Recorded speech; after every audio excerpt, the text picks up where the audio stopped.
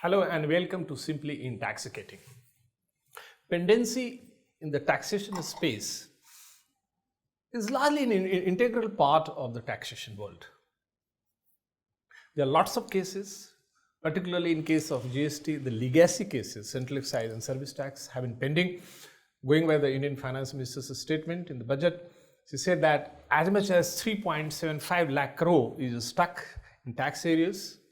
Keeping that in mind and the requirement of the revenue, the government has announced a new scheme to liquidate the pendency, the legacy cases, and also one vital component of this scheme is to grant amnesty. And amnesty ranges between 40 to 70%. There are lots of other technical aspects of this scheme. Perhaps the taxpayers will look forward to more clarifications from the board to make the scheme a little more attractive, or it is attractive enough to generate enough revenue. Looking at the revenue trend presently, we have 3 domain experts who will go into the scheme, the technical side, what more is expected from the industry and the taxpayers. We have Mr. Singh, the former member, CESTAT. We have Mr. S K Rahman, the Commissioner CBIC, who is also in charge of the Sabka Vishwas Scheme, and we have Mr. Puneet Bansal from Nitya, our knowledge partner also. So Puneet, let me start with you. Looking at the scheme and the various clarification, the lots of FAQs being already issued, the circular, the rules, etc. Give us an overview of this. Then we'll go into the nitty-gritty side. So indeed, it's a very pragmatic scheme from the government, and as we saw GST coming in, we saw a lot of states also coming with similar schemes for settlement of VAT issues, VAT assessments, etc. In the past as well, we have VCS for service tax, Kar Vivad Samadhan scheme. So government's endeavor always have been to reduce the litigations. The most attractive part of the scheme is that it covers both dispute resolution and amnesty. So starting from the stage of voluntary disclosure, where I myself have felt that I have not paid the tax, to an audit inquiry, to a show cause notice, and till the matter is pending in the Supreme Court. All the spheres in which a dispute or an issue can come up has been covered in the scheme. Right. So to that extent, it's very, very wide. Another salient feature is that it is very attractive financially also. Apart from giving full waiver of interest, penalty, prosecution, etc., significant part of the tax itself has been waived off. Right. So the range is between 30% to 70%. Yeah. So it's really very, very attractive. Yes, whenever these schemes come up, they come with a moral hazard also, that like if we see this scheme, all sorts of taxpayers are covered. So right. If someone was engaged in a clandestine removal matter, he is also covered. If someone is having an interpretation dispute, he is also covered. So to that extent, we can always question the scheme on the morality ground, but I still feel when such macro steps are taken by the government, we need to see positives more than the negatives. Correct. So to that extent, the scheme is really good. Even the procedures which they have issued, everything will be electronic. Right. The filing of declaration, correct, issuance of statement, tax payment, etc. So there will be no interface with the authorities, which also eliminates the room for any harassment or any malpractice. The scheme is very clear in terms of the benefit which is available. So the tax officer will not have any discretion at all. He just need to apply the percentages and correct, grant the benefit to the consumer or to the taxpayer. One unrelated and related aspect related to the scheme is that we are hearing a lot of liquidity crisis in the economy right now. Right. So considering tax areas of 3.75 lakh crore, if the government expects to collect 50,000, 60,000 crores out of that, so we can presume in next 4-5 months time, 50-60,000 crores of liquidity crisis will increase, because effectively that will be the money which the taxpayer is paying. But yes, on the other side, from government's perspective, apart from revenue mobilization, it reduces the litigations. Yes. In any case, the government success rates before tribunals and courts has not more than 15%. To that extent also, it helps in reducing the load on the tribunals, government machinery, courts, etc. So we will go to the finer aspects maybe in the next round, but till now a big thumbs up from our side, and based on our interaction with the industry, many people are exploring this.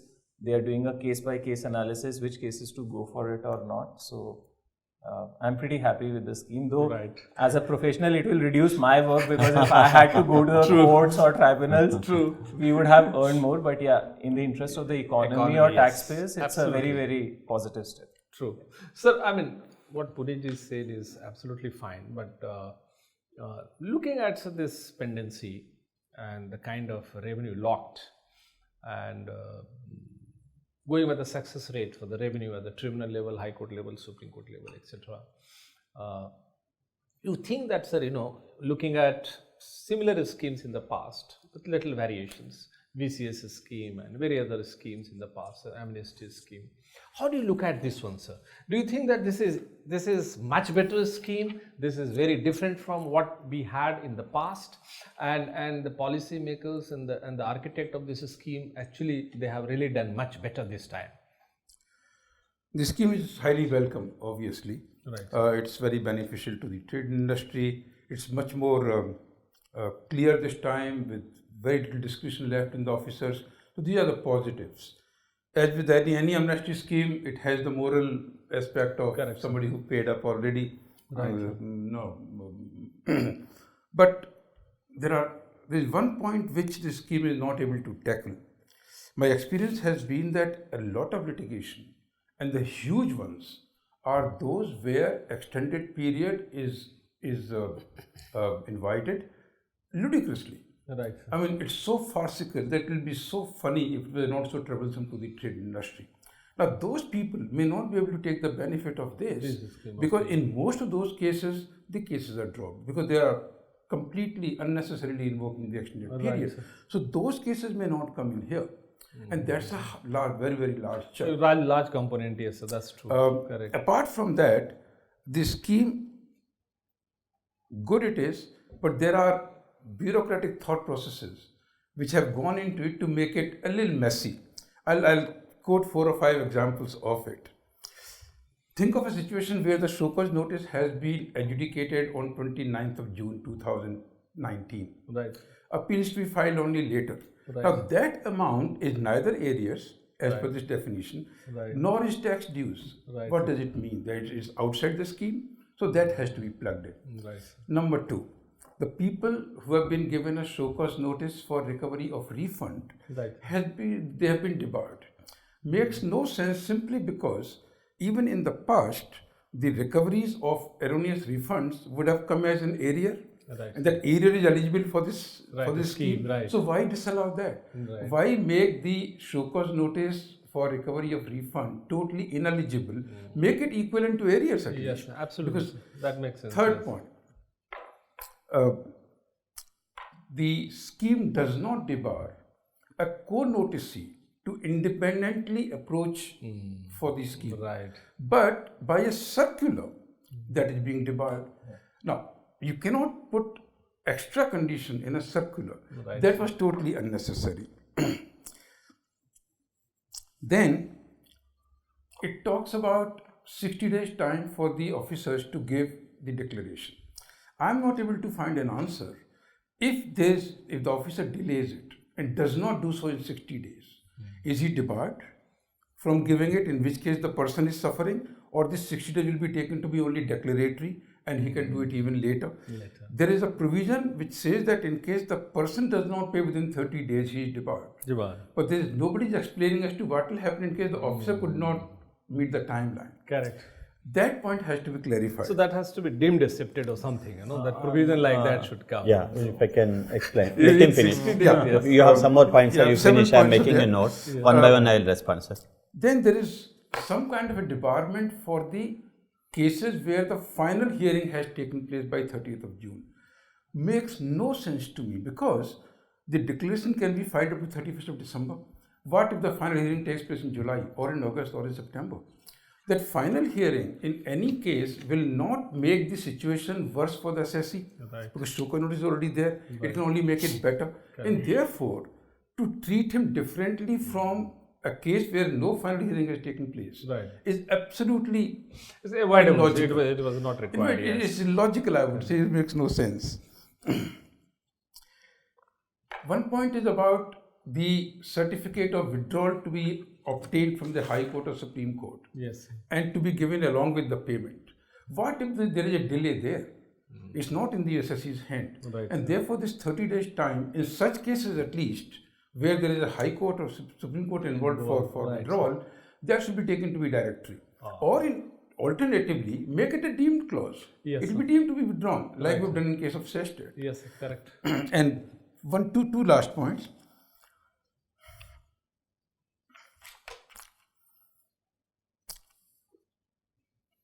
The penalty and interest part. In case there is only penalty and interest, the declaration has to be filed.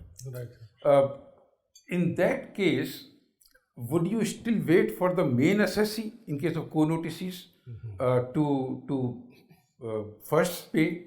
That should not be the condition, I think. Co-notices should be treated independently and differently. Okay. Some more point I'll cover later. Okay, sir. Fine, sir. Please, let me go to Just Mr. to Rahman. respond, He has plenty to clarify. First of all, I am very thankful that Tax India Online has given this opportunity to speak about SVLDRS, what we call it. Lengthy name, but it's a and you have also said saying that it's a litmus test for the government. Yes. It's true.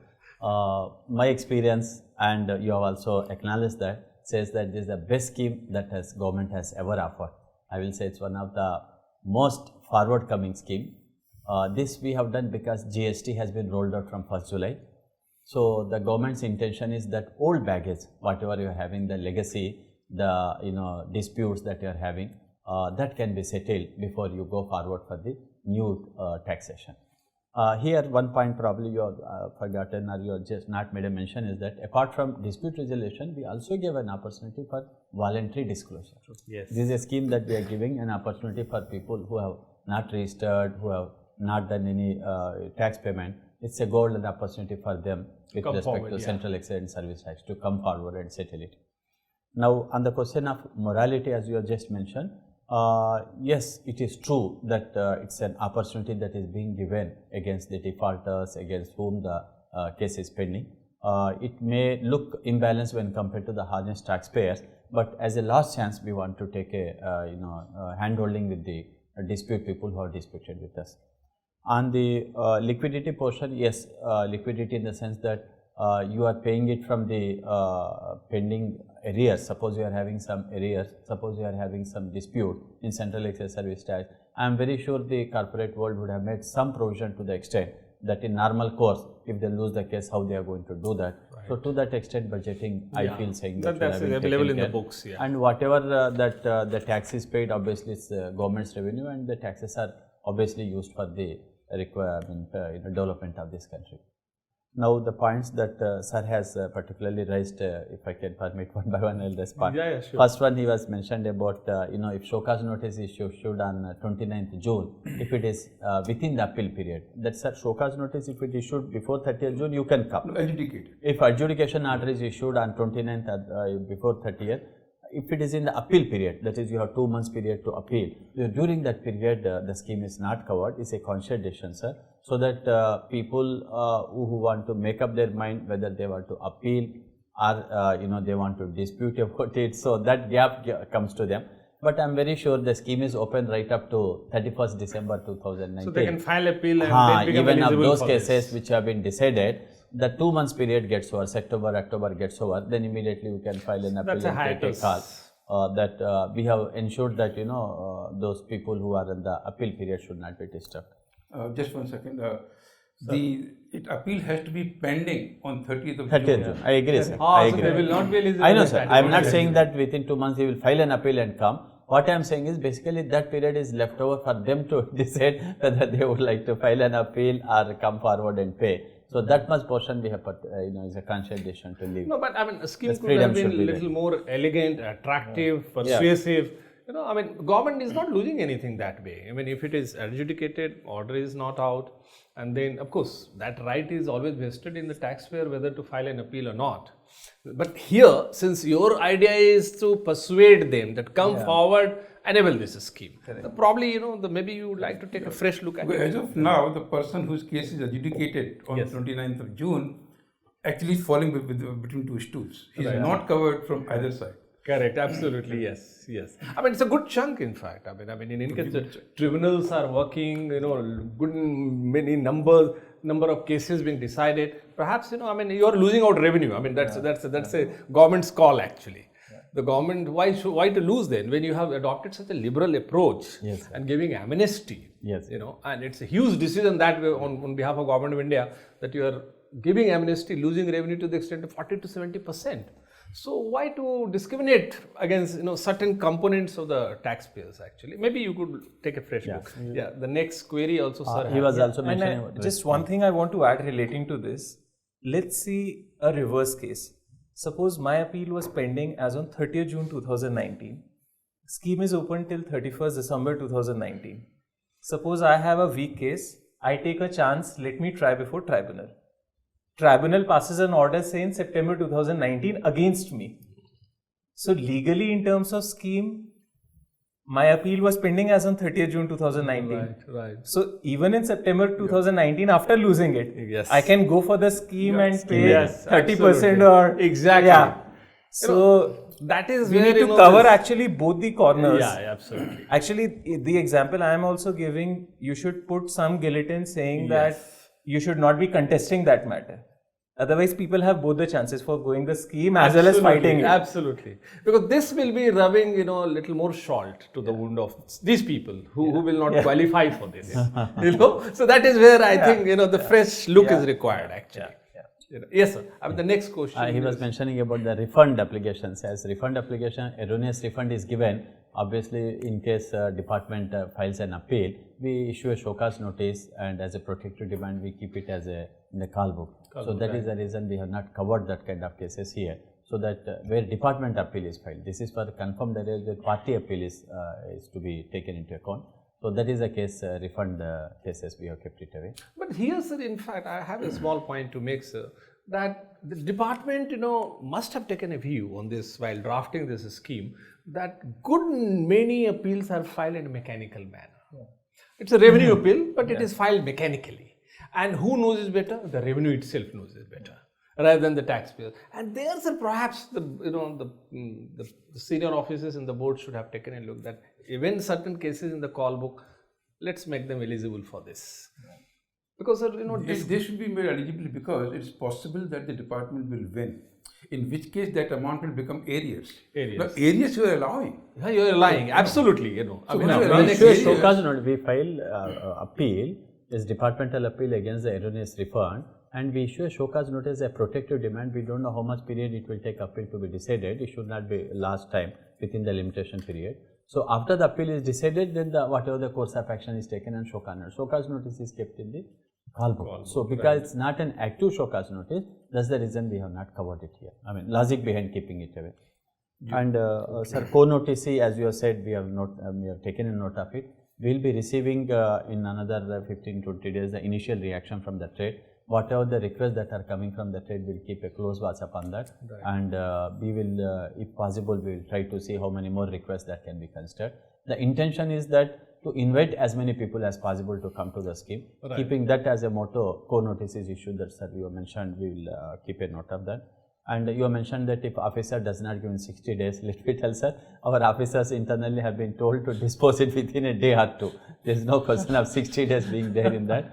So I am very sure no officer will default upon you. And 28th August, we had a detailed meeting with all our officer, designated committee, chief commission, all those through video conference.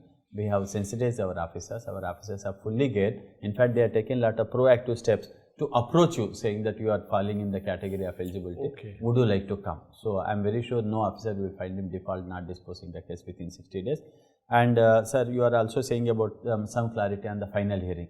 We have clarified in the recent circular also on the final hearing. In case it is listed as, hearing is over, the judgment reserved, so those kind of cases obviously will not be taken into account. But in case the taxpayer, if it's not clear whether final hearing has happened or not, then if he makes an application with the appellate authority or adjudicating authority that he would like to go in for the scheme, I am very sure the authority would be able to accommodate him. So instead of we generalizing it, we have left it to the adjudicating and appellate authority so that they can decide on that. Sir, about the withdrawal, what you have mentioned is that, in case the parties withdraws the application, sir, here it is not binding upon you. You can make an application. In case you don't file our SVLDRS 3, that is the estimated amount that we have communicated is not up to that case, you can always walk away from the scheme and you can continue to do your business. And whatever the show cause notice or order virginal that is there, legal course of action will follow. There is no problem in that. It is not binding upon you that once you have come to the scheme, you shall pay. That point also I thought we'll clarify on that. Then you said about penalty and interest. I mean, in case the dispute amount is only penalty and interest for you, I mean, in case you want to come, yes, you just make an application and automatically the entire thing is waived off. No penalty and fine is considered. So you will get directly a so that's a relief already guaranteed. So yes, you just have to make an application so that you get instead of we But do. in that case, sir, do you think the application is required? Because the scheme itself, the core component of the scheme is to grant waiver for penalty, interest, prosecution.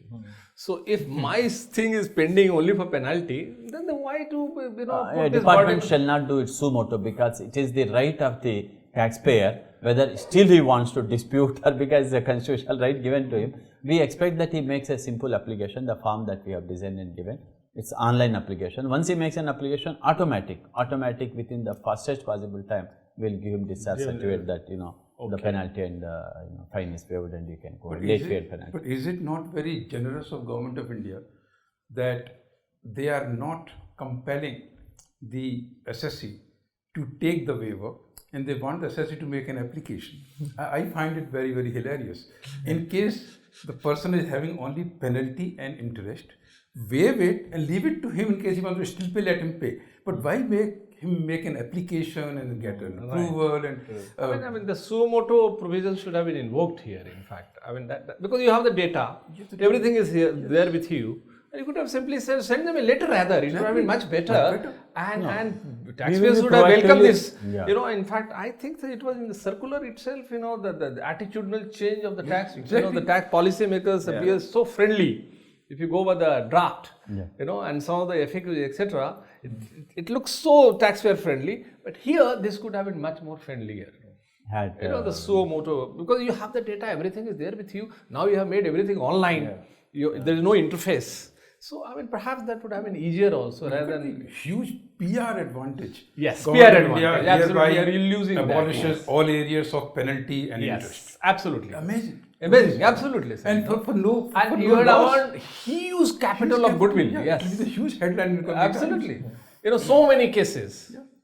Legal provisions for waivers, there is a very strict procedure, committees and amounts are involved. So the procedure for waiver by departmental officer is not so we understand that. That is where they could have consulted law ministry and taken this kind of thing. No, they're doing the waiver right away even today. Even today, yes. You're doing the waiver make an application. Any question on making an application, which is only a formality. There is nothing to be seen, nothing to be analyzed, nothing to be approved. Yes. So if that is the case, then why have this paperwork? Once you have made a financial act, sir, you know very well, you announce the scheme. So if a person is in the scheme, waiver is automatic, no doubt. But if a person is not in the scheme, you still go ahead waiver means again you have to follow the regular statutory provisions for waiver. For so which maybe there are limits this is the case where at the time of designing the scheme, probably they did not have the figure that how many people will be eligible for this particular category. Otherwise, in the scheme itself, they could have said that, or maybe the Union Finance Ministry would have made this announcement on the floor of the House. Correct.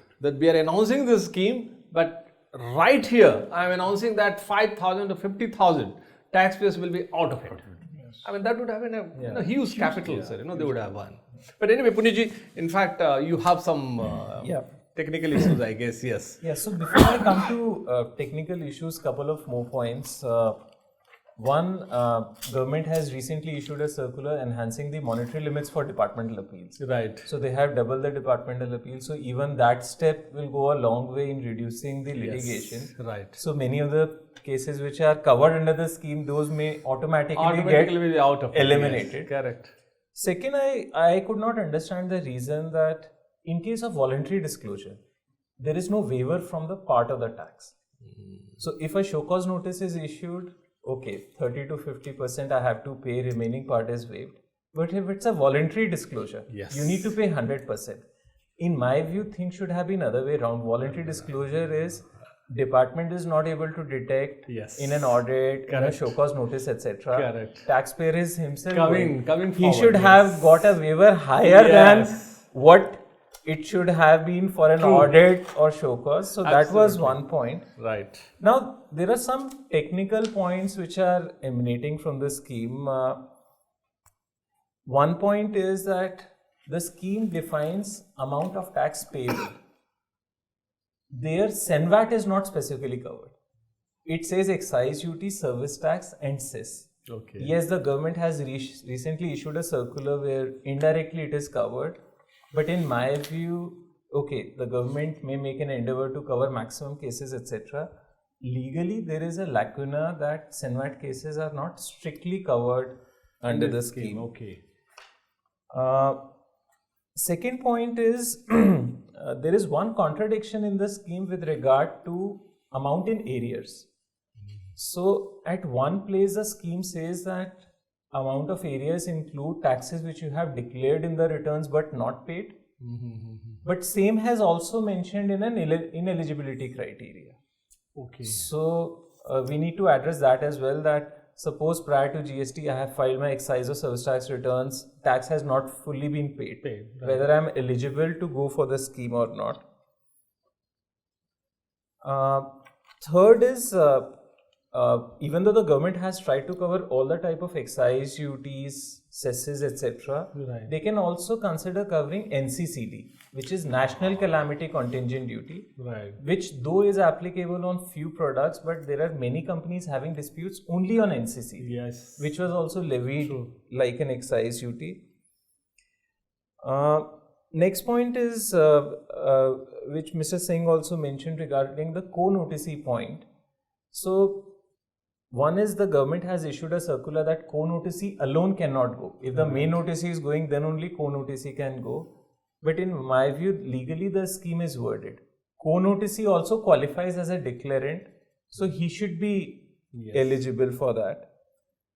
Last point is, there are many disputes in excise service tax which are only on interest, where there is neither tax nor penalty. Yes. But the way scheme is worded, either it talks about tax or it talks about penalty or late fee. So interest does not find mention in either of those.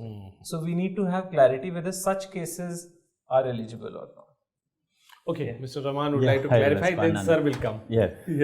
As far as the monetary limits for appeal are concerned, that is also going as a package. The entire aim, as you see in the first 100 days after the new government has come into seat, is that to take as many measures as possible. One side we are offering this voluntary compliance scheme, other side we are also raising the limit. So all this is coming as a package to avoid disputes in future.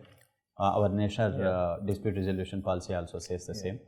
On the waiver for the voluntary disclosure, for the people who are coming for voluntary disclosure, actually it's a great risk that government has taken, that if a taxpayer prior to GST's launch, that is up to 30th June 2017, he has not registered, not paid any taxes, he is coming forward to do it after 2 years. Can you imagine? 2019 is coming forward, which he has not done for a quite long time. So that is a kind of a type of taxpayers, who would be making a declaration under the scheme. So for them, what we have said is that entire tax amount is to be paid. However, we are giving waiver for the fine as well as penalty.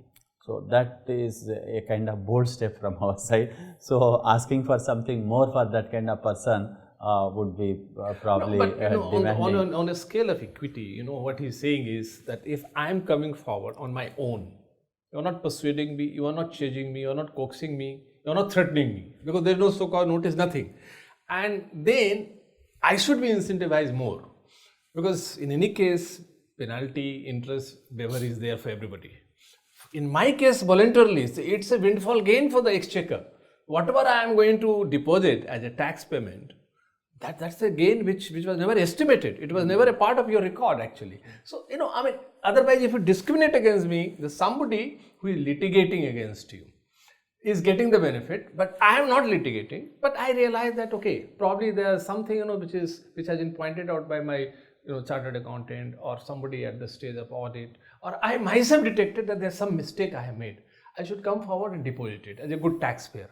So you are a good taxpayer, then you are penalized. You pay 100%. That is the feeling which is going to the taxpayer. That is where perhaps maybe we'll communicate the feeling. You could look I made a note of that. Yes. Whatever the points that are being discussed, I'll communicate to my board member and other officials. Right. Next, you were mentioning about that SENVAT. SENVAT, it is covered. We have said saying that if there is any dispute on why SENVAT credit shall not be reversed, why it shall not be paid back. So those kind of cases are covered. Yes, it is true that it might not have come so clearly well but para 5 of the circular issued on 27th August, we have made it very clear that SENVAT cases are also covered. And the tax relief you are saying is talking about the duty, penalty and fine only. Yes, we were not talking in case you have only interest to be paid. Those kind of cases we have not covered. That's for the simple logic that you have agreed to pay the tax. So a big tax, you are paying it late. So obviously interest should have been paid.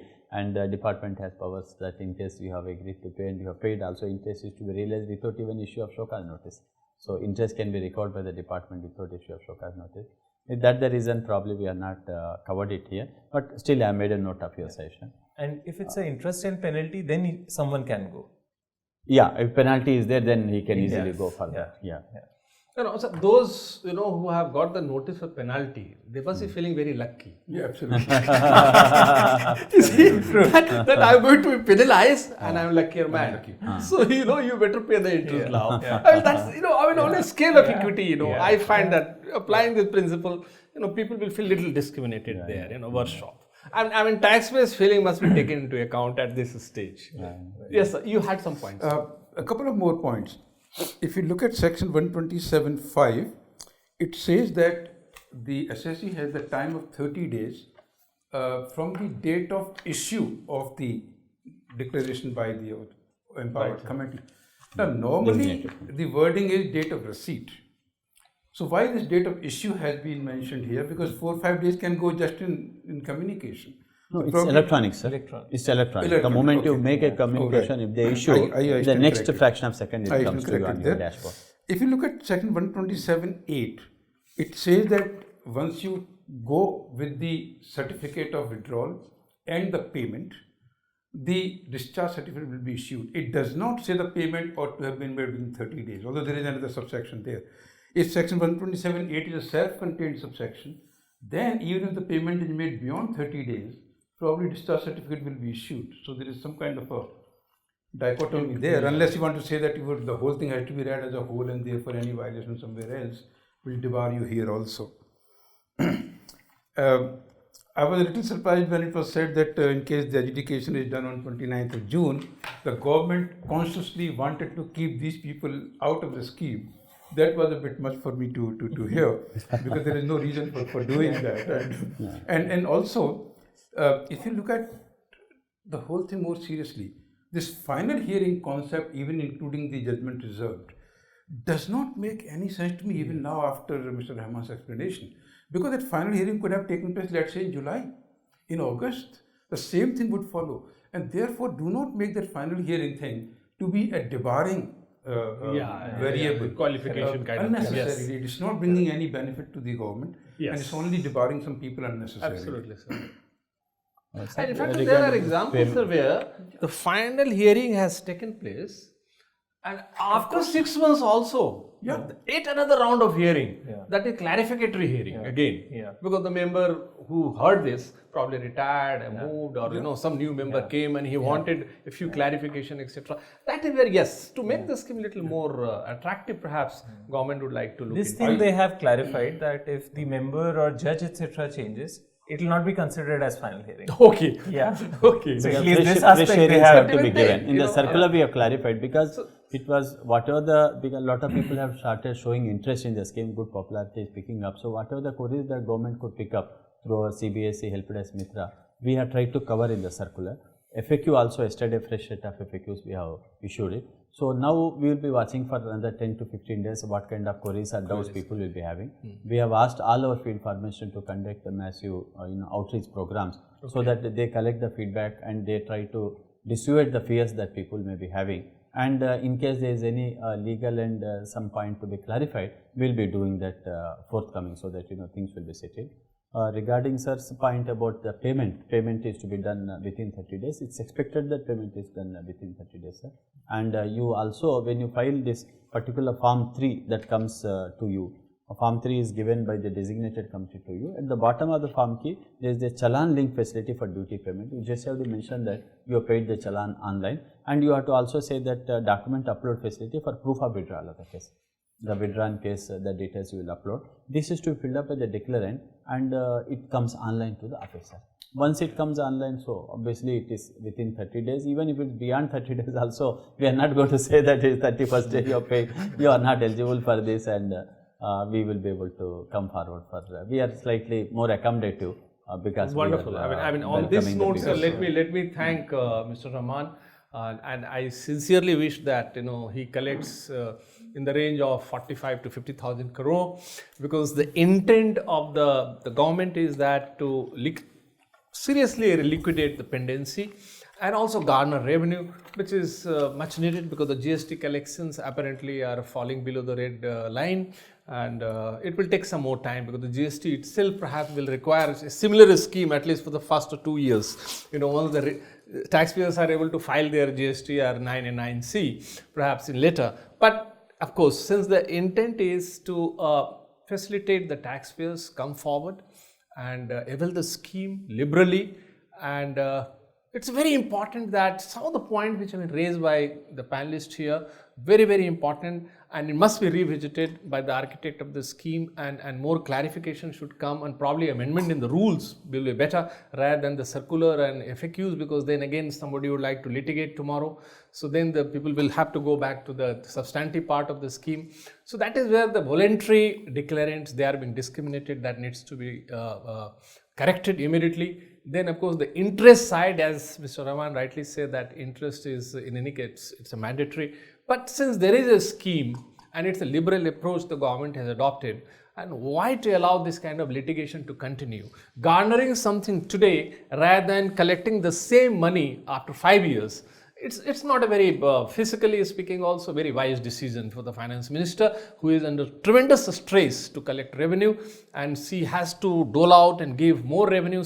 Perhaps she needs more money to translate that into some kind of a stimulus package for the economy, which is, as per the latest data, the Q1 growth rate is not so inspiring. The 5% is very dampening and sending a wrong signal to across the world. And if India is an attractive destination, then naturally these are the parameters where perhaps it's a golden opportunity for the government also to garner a good amount of revenue, which will take care of the fiscal deficit. I wish all the best for this scheme to garner in the range of at least 50,000 crore out of 3.75 lakh crore.